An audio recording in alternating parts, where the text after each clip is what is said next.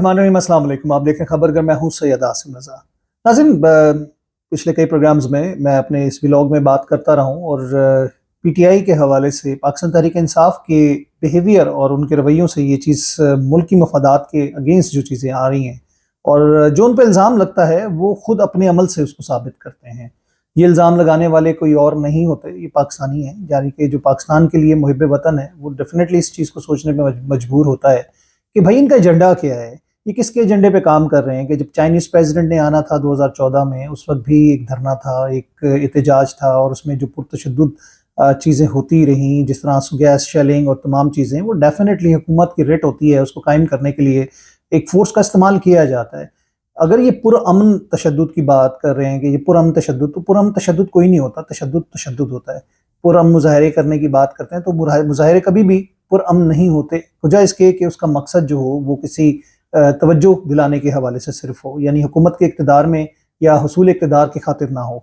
अब बात ये आती है कि जो कुछ इन्होंने अभी एहतजाज लास्ट टाइम जो हुआ, जिसमें पूरे पाकिस्तान को बंद करना पड़ गया और इनके जो वाक़यात रोनुमा हुए, जिसमें एक पुलिस कांस्टेबल भी शहीद हुआ और उसके ऊपर भी अगर हम देखें तो अब इनका ये बयान चलता है कि नहीं वो तो दमा था उसको, या फिर वो हाइपरटेंशन का मरीज़ था। तो ये तमाम चीज़ें जो हैं वो एक तरफ रखते हुए अब एससीओ को देखते हैं। सऊदी वफ़द पाकिस्तान आया, उससे पहले जब ये एहतजाज करने लगे तो उस वक्त मलेशियन प्राइम मिनिस्टर जो थे वो पाकिस्तान में मौजूद थे।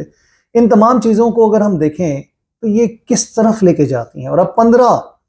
अक्टूबर को जो एहतजाज की कॉल दी है वो भी डी चौक में, जब एक अहम एससीओ कॉन्फ्रेंस है जिसमें 200 से ज़ायद वफूद पाकिस्तान में है और पाकिस्तान की एक अहम, जिसे कहते हैं इमेज बिल्डिंग की बात है, पाकिस्तान में इन्वेस्टमेंट के लिए मौके मिलेंगे, एक अच्छे इमेज बिल्डिंग के हवाले से बात होगी।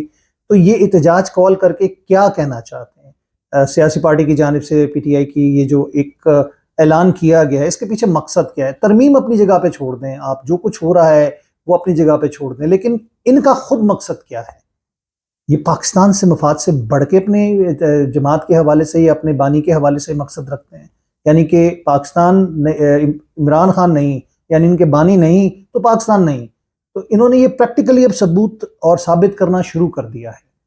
इनके पीछे कौन लोग हैं, एजेंडा क्या है, ये कोई ढकी छुपी बात नहीं है। इसराइल के अंदर मैगजीन्स में या अखबारात में जो आर्टिकल्स छप रहे हैं, खबरें आ रही हैं, उसके अंदर जो अलल ऐलान वो कहते हैं कि ये पाकिस्तान और इसराइल के हवाले से आपस में इनको जोड़ने के लिए या फिर उनकी इमेज बिल्डिंग करने के लिए बेहतरीन आदमी है या रहनुमा है। इस तरह की बहुत सारी चीज़ें ये अपने अमल से खुद साबित कर रहे हैं, उसकी तरदीद बेशक करते रहें।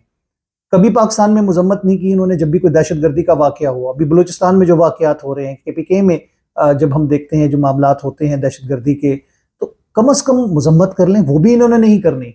तो मेरा नहीं ख्याल कि अब इसमें कोई दूसरी राय रह जाती है कि इस वक्त वो जो इनकी सियासी जमात के अंदर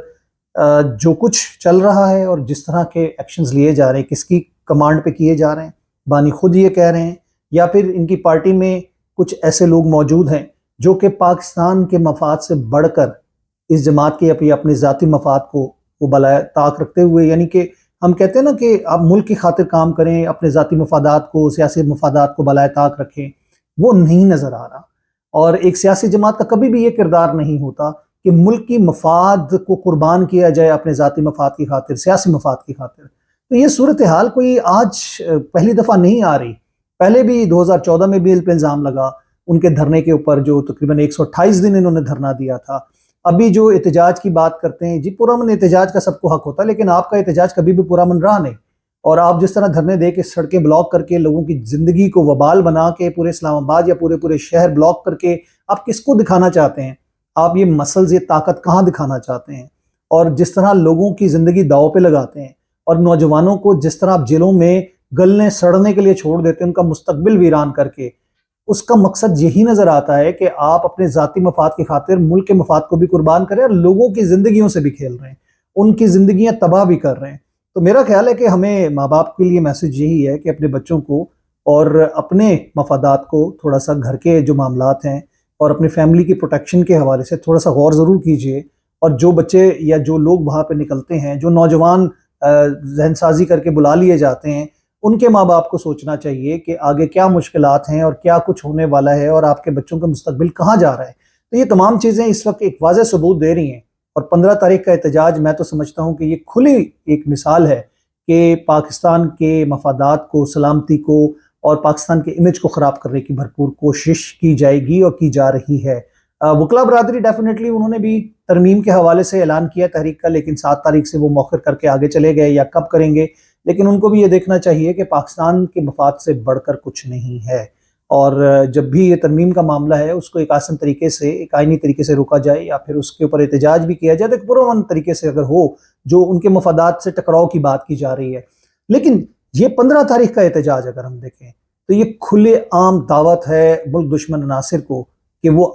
کہ ان کے ساتھ شامل ہو کے، یا پھر ان کے کور کے اندر بہت سارے ایسے معاملات کر سکے جس سے سرزمین پاکستان کے اوپر ایک خون ریزی، یا پھر جسے کہہ سکتے ہیں کہ دہشت گردی کے جو ٹیگ ہیں، اسٹگما ہے، وہ اور مزید